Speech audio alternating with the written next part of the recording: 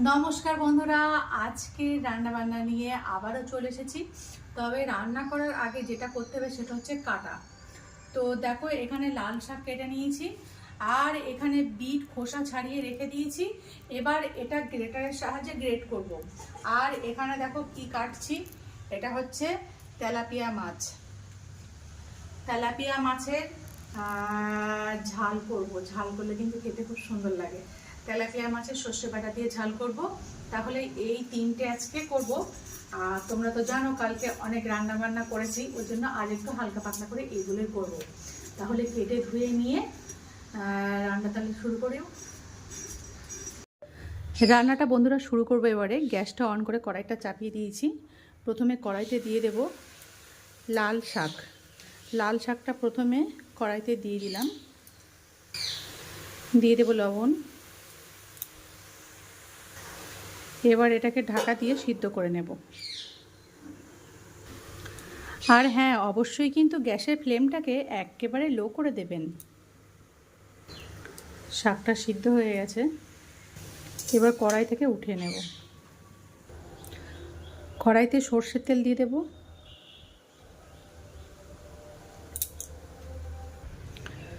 বড়ি আর কাঁচা বাদাম একসাথে ভাজা করে নেব। ভাজা হয়ে গেছে, এবার এগুলো তেলের থেকে তুলে নেব। শুকনো লঙ্কা আর কালো জিরে ফোড়ন দেব। চেরা কাঁচা লঙ্কা, থেতো করা রসুন দিয়ে দেব। দিয়ে ভালোভাবে ভাজা করে নেব রসুনটাকে। এবার এখানে সিদ্ধ করে রাখা শাকটা দিয়ে দেব।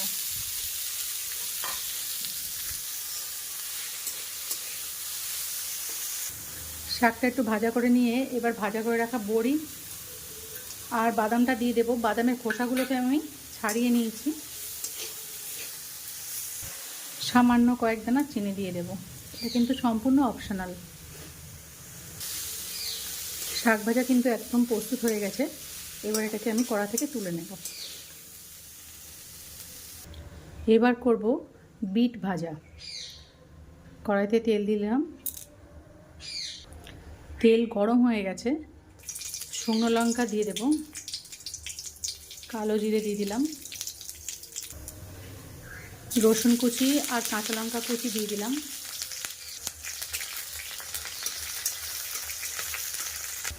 দিয়ে দেবো পেঁয়াজ কুচি। খুব ভালোভাবে এগুলোকে প্রথমে ভাজা করে নেব।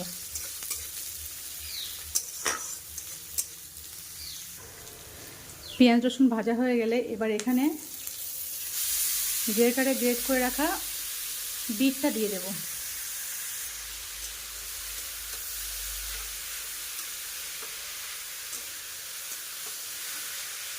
এবারে একভাবে বিটটাকে এইভাবে নাড়া দিতে দিতে ভাজা করে নেব। এইভাবে নাড়তে নাড়তে কিন্তু বিটটাকে ভাজা করতে হবে।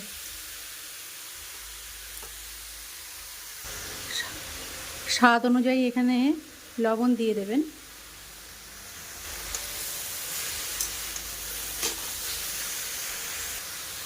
এবারে কিছু সময় ঢাকা দিয়ে দেব আর গ্যাসের ফ্লেমটা একদম লো করে দেব। এবার ঢাকনাটা খুলে নেব।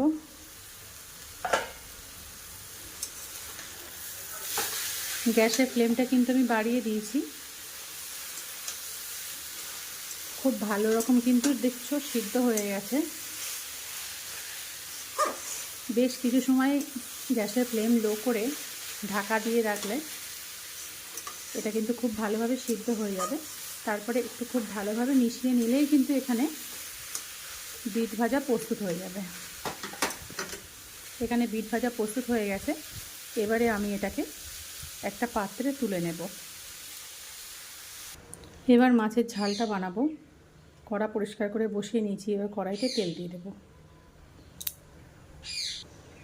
তেলাপিয়া মাছের ঝাল বানাবো। তার জন্য প্রথমে তেলাপিয়া মাছটাকে ভাজা করে নেব।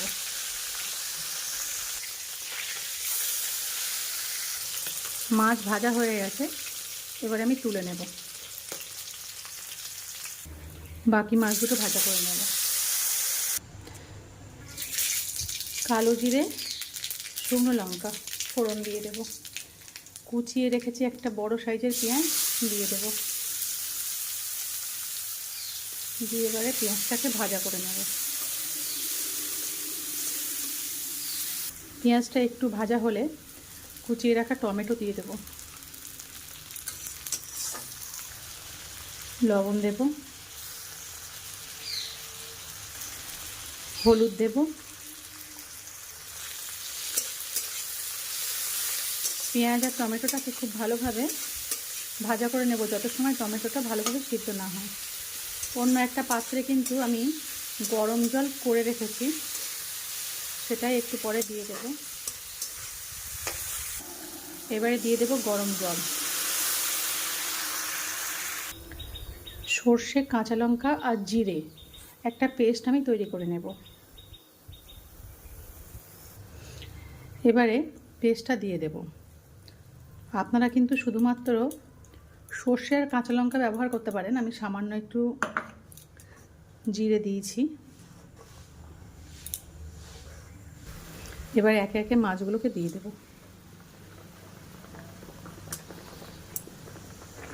বেশ কিছু সময় ফুটিয়ে ওপর থেকে ধনেপাতা ছড়িয়ে দিয়ে নামিয়ে নিলেই কিন্তু তেলাপিয়া মাছের ঝাল প্রস্তুত হয়ে যাবে।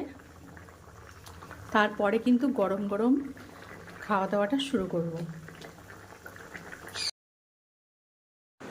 এবার খাওয়া দাওয়াটা শুরু করব। রান্না তো কমপ্লিট করে নিয়েছি, এবার খাওয়া দাওয়াটা শুরু করব। প্রথমেই দিয়ে দেবো শাক ভাজা, লাল শাক ভাজা, বাদাম আর বড়ি দিয়ে করেছি। বাবা দেখো লাল শাক ভাজা চলে এসেছে কিন্তু পাতে।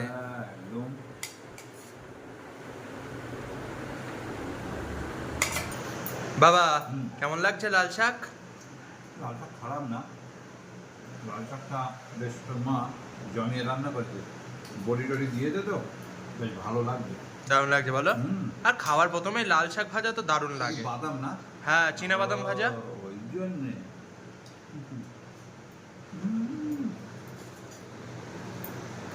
তাহলে বন্ধুরা লাল শাক ভাজা দিয়ে আজকে খাওয়াটা শুরু করি। যারা গতকালকের ভিডিওটা দেখেছো তারা জানো যে মার জন্মদিন ছিল, আর সেই উপলক্ষে মা অনেক কিছু রান্না করেছিল। সেই জন্য আজকের রান্না বান্নাটা কিন্তু খুবই সাধারণ আর সহজ সরল।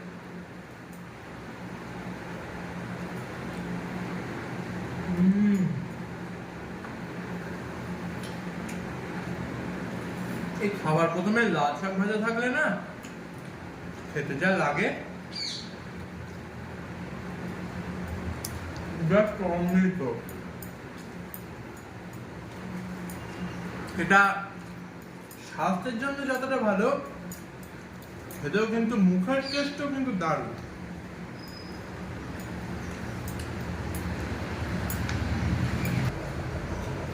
এদিকে দেখো কর্তামশাই কি খাচ্ছে। আজকে বলি দুই ভাই আমার কাছে হাজির। কোন দুই ভাই? লাল শাকও লাল, বিটও লাল। তাই আমি এদেরকে বলি দুই ভাই। কোন দিন লাল শাক দেয়? লাল শাক ভাজা আর বিট ভাজা মানে একসাথে হলো মনে হয় প্রথম। এই প্রথম। ওই যে দুই ভাই আজকে আমার কাছে হাজির। কি করব, অনেকটা বিট ছিল, ওই জন্য কিছুটা বিট ভাজা করলাম।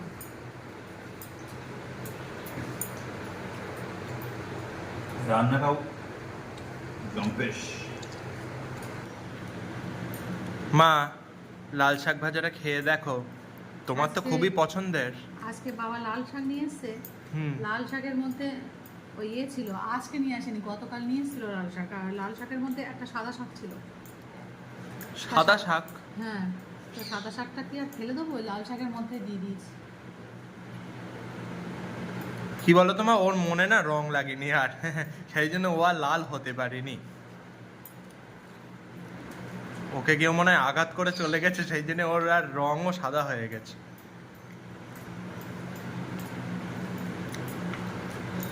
দারুণ লাগছে। লাল শাক ভাজাটা যা হয়েছে না, দারুণ খেতে লাগছে। তাহলে বন্ধুরা লাল শাকটা তো পেটের গুহায় দিলেন চালান করে, এইবার খাবো বিট ভাজা। বাবা ঠিকই বলেছে, এরা ভাই ভাই বটে।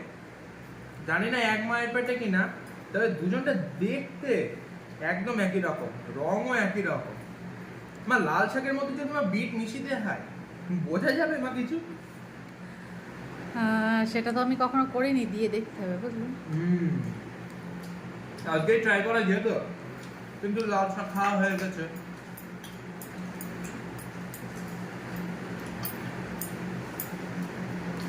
আর বিট ভাজা, উফ, এসে আমার সেই ছোট্টবেলা থেকে প্রিয়।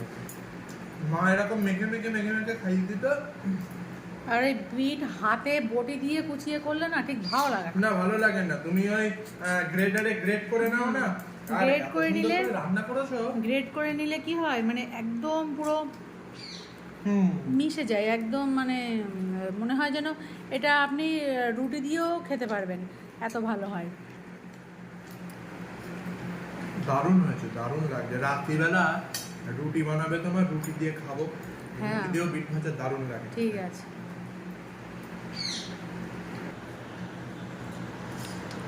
এবারে বিট ভাজা আমি খাবো। এইভাবে বিট ভাজা তো সবসময় আমার ভীষণই পছন্দের।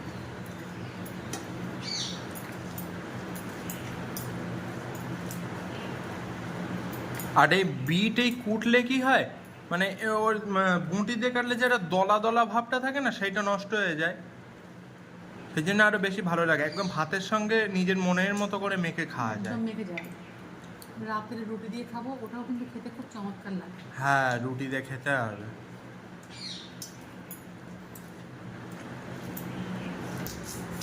তাহলে এইবার খাবো আমার পছন্দের লিস্টের অন্যতম একটা মাছ।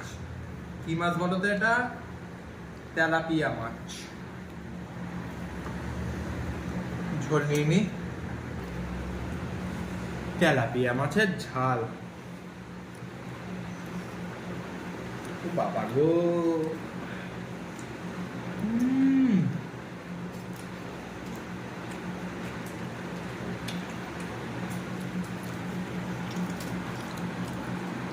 মাছগুলোর আজকে কিন্তু সাইজটা খুব ভালো। সাইজ এরকম ভালো, মাছগুলো ছিল জ্যান্ত, আর রান্না তো হয়েছে আরো একদম এক ঘর।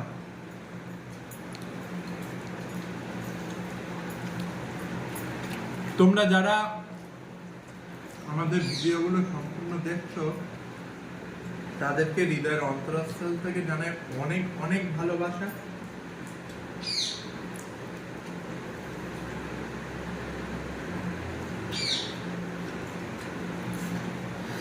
আর শেষ পাতে আছে আমের চাটনি। কালকে কিন্তু চাটনিটা সম্পূর্ণ খাওয়া হয়নি, কিছুটা চাটনি রয়ে গেছে, সেটাই আজ আবার খাওয়া হবে। মাছটা কিন্তু টেস্ট আছে, মাছটা দারুণ। তো জ্যান্ত মাছ না, আমি যত ভালো ভালো মাছই খাই না কেন, আমার কিন্তু তেলাপিয়া মাছ একদম অন্যরকম লাগে, খুব ভালো লাগে।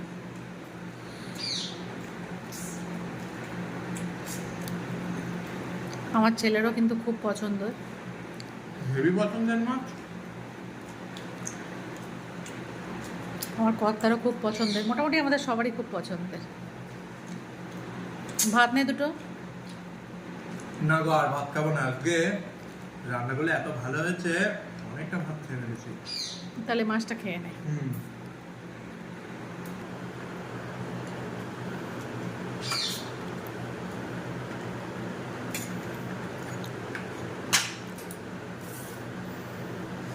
নিয়ে নিয়েছি।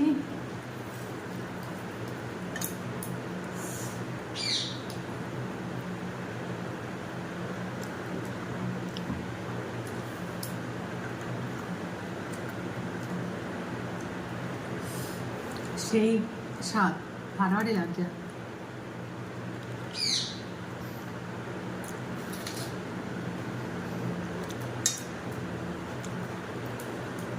তেলাপিয়া মাছের ঝালটাই বেশি খেতে ভালো লাগে, বলো?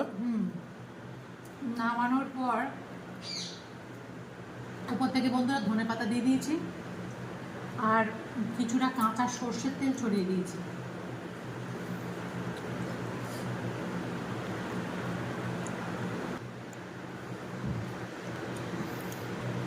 বাবা চাটনি খাবা? নিয়ে অবশেষে পেয়ে গেলাম। মনে হচ্ছিল পাবো কি পাবো না, পেয়ে যখন গিয়েছি খেতে লেগে যায়। এইভাবে তো খাওয়া দাওয়া চলছে, চলবে। একদম বাঙালিয়ানা খাওয়া দাওয়া, চেয়ারে বসে চাটনি মজার খাওয়া। আনন্দে, মজার আনন্দে চাটনি খাচ্ছি। আর এদিকে দেখতে পাচ্ছ মাও চাটনি নিয়ে নিয়েছে। হ্যাঁ, চাটনি নিয়ে নিয়েছি। লাস্ট ভাজা চাটনি না হলে হয়?